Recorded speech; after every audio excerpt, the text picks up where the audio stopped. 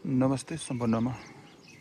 आज चाहिँ टिकुङ कविक गुम्बा आइरहेछु र आज यहाँ चाहिँ हिज होलिनेस आयङ रिम्पोचेको बर्थडे फ्युनेरल छ।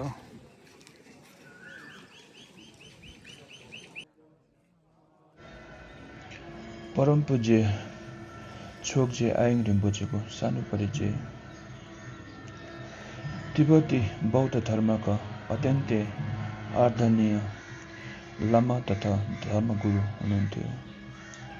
सानै उमेरदेखि उहाँले बौद्ध धर्म, विनय, सूत्र र तन्त्रको गहन अध्ययन तथा ध्यान साधनामा आफूलाई समर्पित गर्नुभयो। विभिन्न महान गुरुहरूबाट दीक्षा, उपदेश र अभ्यास प्राप्त गरी उहाँले आफ्नो सम्पूर्ण जीवन धर्मको संरक्षण, अभ्यास र प्रचार प्रसारमा बिताउनुभयो।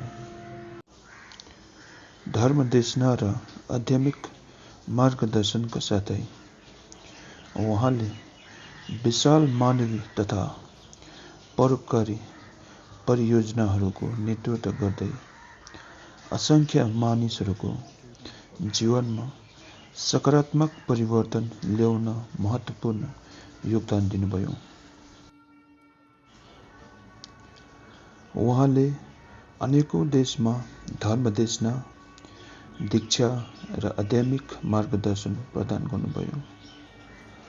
करुणा, बोधिचित्त, गुरुभक्ति र दैनिक जीवनमा बुद्धका शिक्षाहरूलाई व्यवहारमा उतार्ने विषयमा उहाँको विशेष जोड थियो।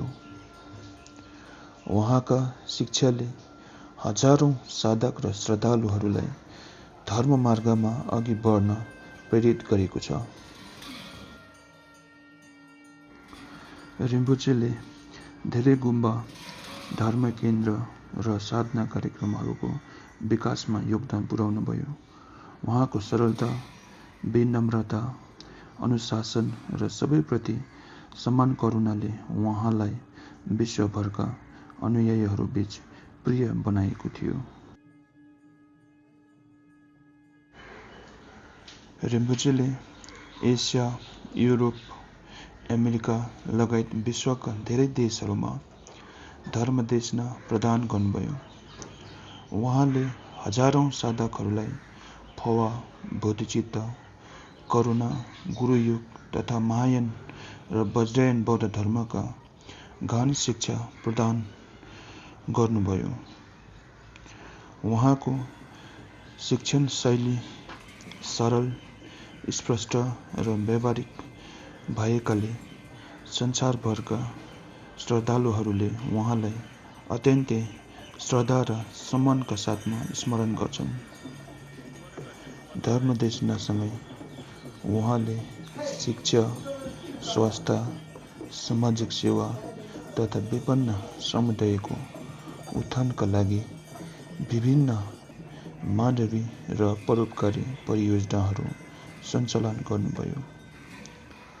उहाँको जीवन केवल आध्यात्मिक शिक्षामा सीमित नभई असंख्य प्राणीहरूको दुःख कम गर्ने करुणामय सेवामा पनि समर्पित थियो। 4 डिसेम्बर 2024 मा भारतको कर्नाटक राज्यमा उहाँको महापरिनिर्वाण भयो। यद्यपि उहाँको पार्थिव शरीर अनित्य नियम अनुसार बिलान भयो।